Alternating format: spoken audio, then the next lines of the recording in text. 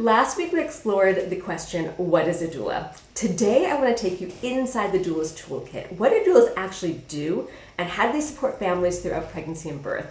I'm Deb Flashenberg. I'm the founder and director of Prenatal Yoga Center, and for more than 10 years I was a labor support doula in New York City.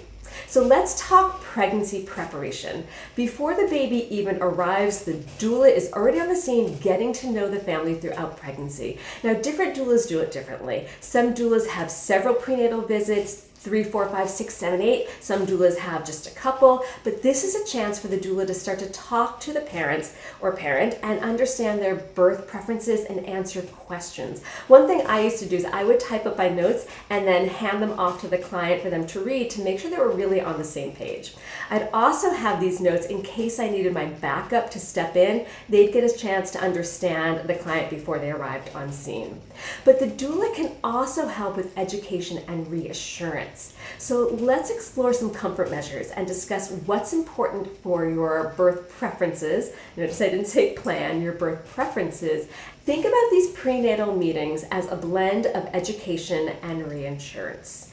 It's a time to start to talk about the different comfort measures, interventions and complications, and discuss what's important for you for your birth preferences, and maybe even practice some of these tools that you might use during labor. We definitely do that in prenatal yoga. But beyond the practical, it's also about the emotional support.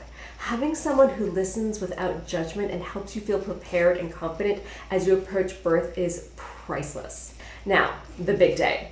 This is where a lot of people start to understand the picture of the doula. So let's talk about that.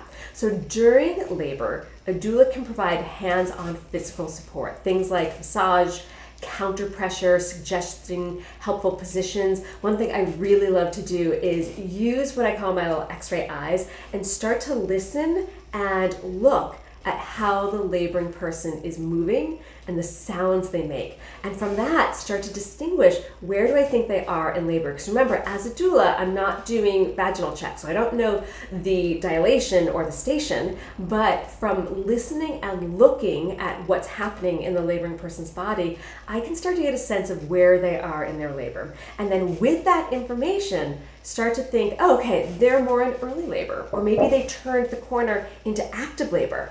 And then from there, I'm thinking, okay, if they're in active labor, we need to start to open that mid-pelvis. And what are the positions to do that? Oh, they're starting to make some grunting sounds. They're getting more into that. They've turned another corner. They're in transition. All right, now we need to open more through the outlet. So this is where I find that physical support really helpful, knowing how to help someone in the positions that's going to make the most space for baby to pass through. But then we can also work on breath techniques and relaxation techniques. Personally, I love that hands-on and being with someone during their birth experience and really looking at them and supporting them, and sometimes being that place of calm reassurance. And so that brings back to the cheerleader of the doula. They're the person there besides the partner saying you're doing a great job. When the laboring person's saying how hard this is, saying I know, I hear you, and really being that calm presence and reminding them how strong and capable the birthing person is, especially when they're feeling overwhelmed. But let's circle back to that whole support about the partner. The doula can be there to help the partner step in if they're feeling anxious, if they feel like they don't know how to get their hands on and support the person laboring. So that doula can really help create that support with the partner and that relationship. The doula can also help the partner just feel empowered and more involved. So while the doula is not making medical decisions for you, they can help remind you about your birth preferences. So say the care provider comes in and says, okay, we want to break your water. The doula can say, hey, do you remember we talked about that? How do you feel about that? Do you have any questions? And that way, because if you're in labor, you might not be thinking about what are my questions, what are my preferences. The doula can help remind you of what you wanted, and then to have a conversation with your care provider about it, just so that you know your options. But after baby is born, the support doesn't stop. Many doulas continue to help in the days and weeks after birth. This might mean that they're offering guidance in breastfeeding or answering questions about newborn care, or simply creating a space to help process the birth experience. They're also a great connection for trusted resources like lactation consultants or mental health professionals or parenting groups, or they might help pass you on to a postpartum doula.